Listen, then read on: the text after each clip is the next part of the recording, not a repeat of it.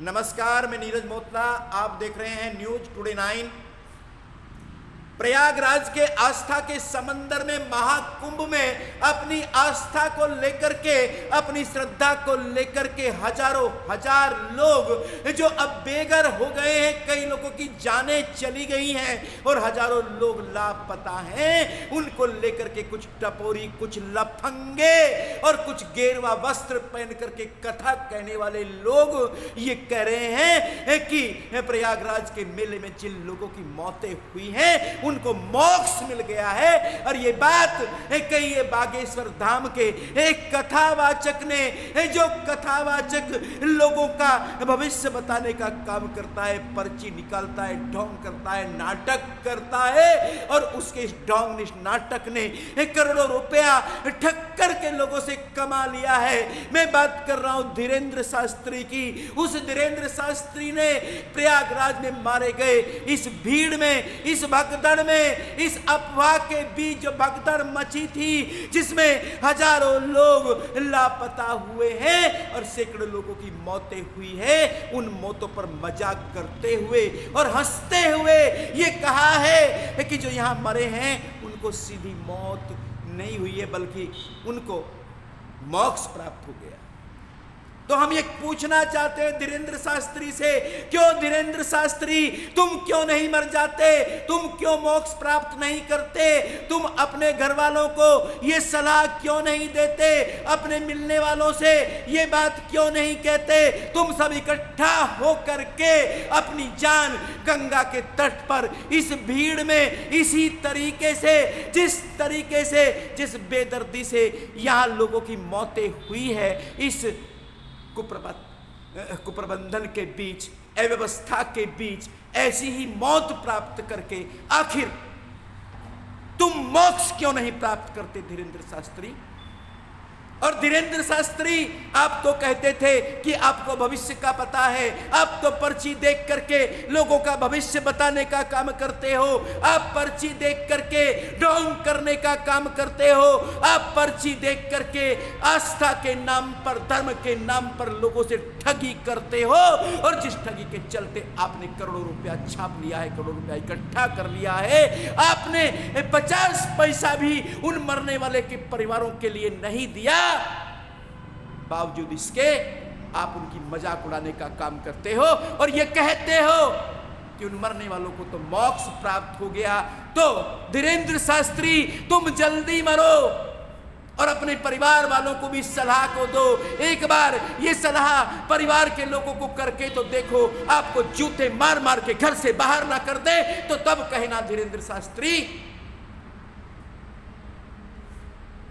जिन परिवारों को अपने परिजन खो दिए हैं, जिनके घरों में कोहराम मचा हुआ है, किसी ने अपनी पत्नी खो दी है, किसी ने अपनी मां खो दी है, किसी ने भाई खोया है, किसी ने बहन खोया है और किसी ने पति खो दिया है, उन परिवारों के मचते कोहराम के बीच जब कोई लफंगा इस प्रकार की बात कहता है और वो भी धर्म के नाम पर कहता है, तो क्या ये बर्दाश्त किया जा सकता है? इसे बर्दाश्त करना चाहिए। और वो कहता है कि ये धर्म की बात है, वो कहता है कि उनको मोक्ष प्राप्त हो गया है। तो धीरेन्द्र शास्त्री बताओ, दुनिया को बताओ कि तुम कब मर रहे हो और तुम कब मोक्ष जाना चाहते हो? क्या तुम्हें मोक्ष नहीं चाहिए?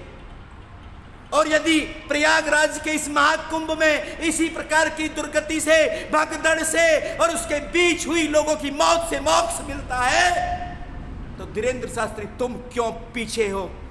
मैं सवाल सीधा तुमसे कर रहा हूं। और जल्दी मरो धीरेन्द्र शास्त्री और मोक्ष प्राप्त करो, क्योंकि तुम्हारी जिंदगी का अंतिम लक्ष्य तो मोक्ष प्राप्त करना ही है। और जब तुम संगम में डुबकी लगाने गए, वीआईपी आपको ट्रीटमेंट मिला, आप भीड़ से बिल्कुल अलग स्नान करके आए, वहां ठहरी भीड़, वहां एक तरीके की कुव्यवस्था, कुप्रबंधन, क्या आपकी नजरों में नहीं आया?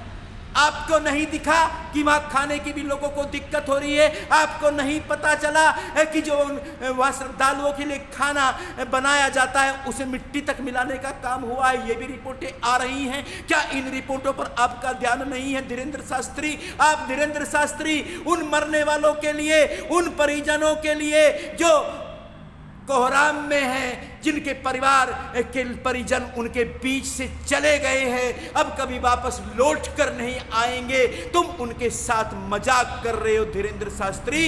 इसलिए धीरेंद्र शास्त्री, मैं तुमसे कहता हूं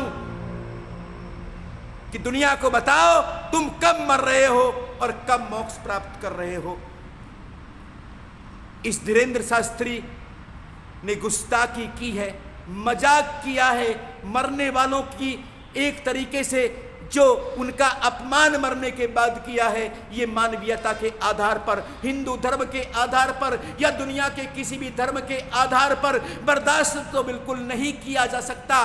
क्या धीरेंद्र शास्त्री को इस पूरे देश से, इस पूरे समाज से माफी इस शब्द के लिए नहीं मांगनी चाहिए? और ये वही धीरेंद्र शास्त्री है जो कुंभ शुरू होने से पहले ये कहता है कि जो कुंभ में नहीं जाएगा वो देशद्रोही होगा। ये देशभक्ति का सर्टिफिकेट भी बांटता हुआ फिरता है और अनाप शनाप बात करने के लिए जाना जाता है। अनाप शनाप बात करने वाले ऐसे लफंगे के ऊपर क्या कार्रवाई नहीं होनी चाहिए? और देश को क्या उन परिवारों के साथ नहीं खड़ा होना चाहिए जिन्होंने अपने परिजन खो दिए हैं, जो अब इस दुनिया में नहीं रहे? और धीरेंद्र शास्त्री के खिलाफ नहीं बोलना चाहिए। और मैं धीरेंद्र शास्त्री एक बार फिर तुमसे कह रहा हूं कि तुम कब मर रहे हो बताओ, दुनिया को बताओ और जल्दी मरो, मोक्ष प्राप्त करो। इस वीडियो में इतना ही। नमस्कार।